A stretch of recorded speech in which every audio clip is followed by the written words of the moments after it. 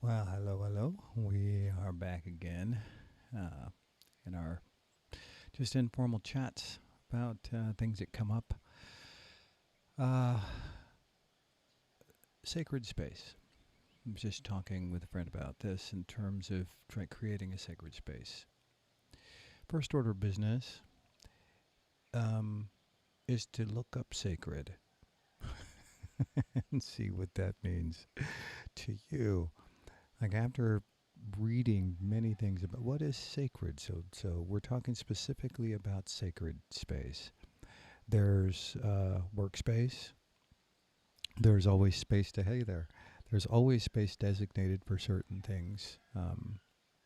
That, and that's all good, especially when it comes to workspace or art space or that sacred space.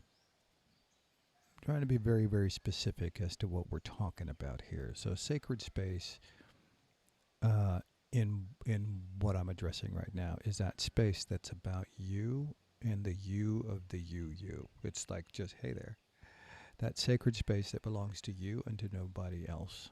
That sacred space that means things to you that may not mean anything to anyone else. So, what this is addressing sacred space as it pertains to you, your senses, the elements, the planet you're on, the realm you exist in, inside and out. This is a very, very personal thing that has to do with you and your own personal existence and how you're rolling with that.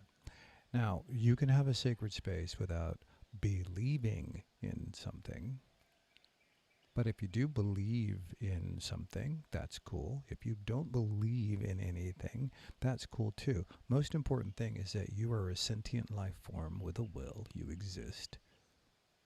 Some people can debate that. But generally speaking, you exist. And your okayness in this world is a thing. Some things you're okay with, some things you're not okay with. Sometimes you're okay with being, sometimes you're not okay with being. So, creating a sacred space is a good idea just to check in with yourself. So, we're going to keep it simple to a 3-step dealio. Okay. First order of business, find a space. Doesn't have to be big, doesn't have to be elaborate. Be the corner of a room, it could be the section of a corner of a room, it could be an entire room, whatever it is, it could be an entire space, outdoors, wherever your sacred space is. It's really good to have a personal one near where you actually live. We're talking about a personal space, like at your place type of thing. So find the space. And that's the step number one. Create the little space. Make it nice. Clean it, like really, really clean it, like meticulously clean it. It can be really small. Just clean it really nice. Visually, make it something that's appealing, even if it's totally minimalist. Like it could be just a white wall and a cushion and maybe a little teeny table thing. Doesn't even have to have that, but that brings me to the second bit. Second bit is the altar. Altar. It's a word that could mean pretty much anything, depending on what you believe that is. But if you look at what an altar is, or actually define for yourself what that altar is, then keep it simple. Start very simple. Put things on there that make sense to you. Put things on there that identify the different elements that we deal with on Earth and in this realm. Put on there things that represent your different senses, perhaps. You can put things on there that represent the different directions.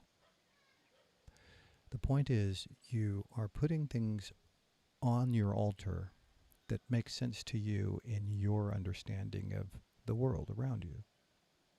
Really simple. The third part is to create a ritual or a habit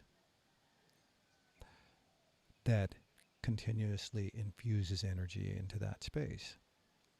Now, if you're wondering what that is about energy, what is that? Well, that's of course a vast subject, but your kitchen.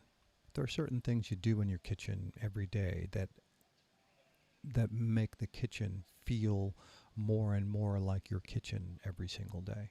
Same thing with any other space in your room, in your house. The routine that you put in that space. It could be sitting in front of a television. Just the energy created in that space is a thing. Your sense memory will click in to the harmonious or even inharmonious vibe that you put in that space on a regular.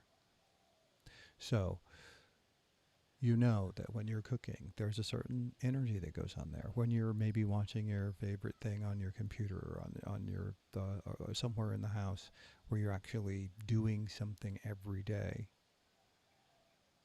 that that is a part of your life. This is where we're leading towards here.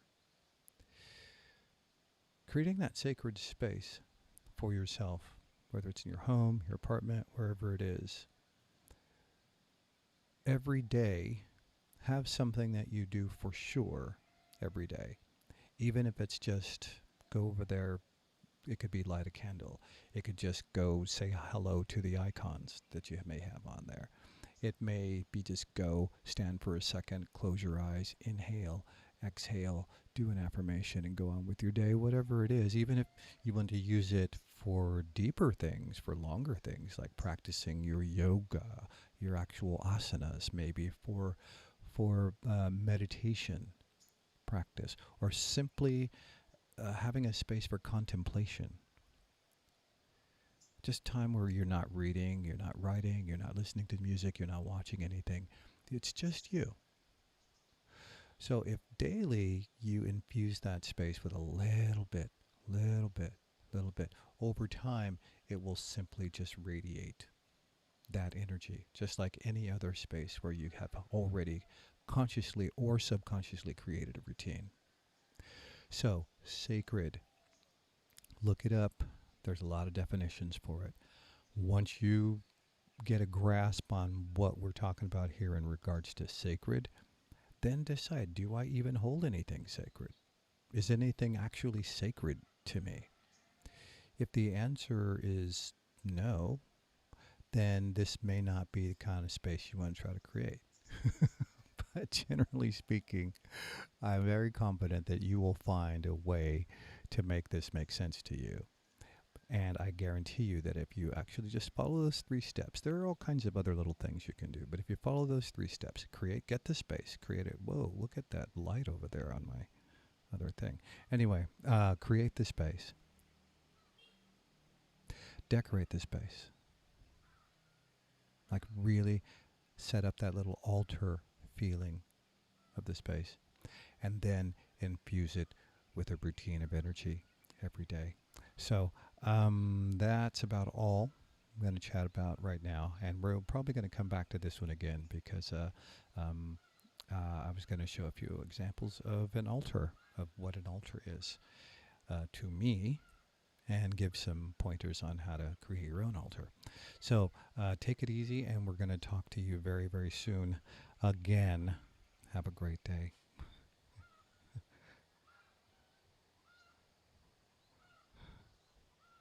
All right, now before I go on this thing here, I want to make sure, I want to see what's going on there.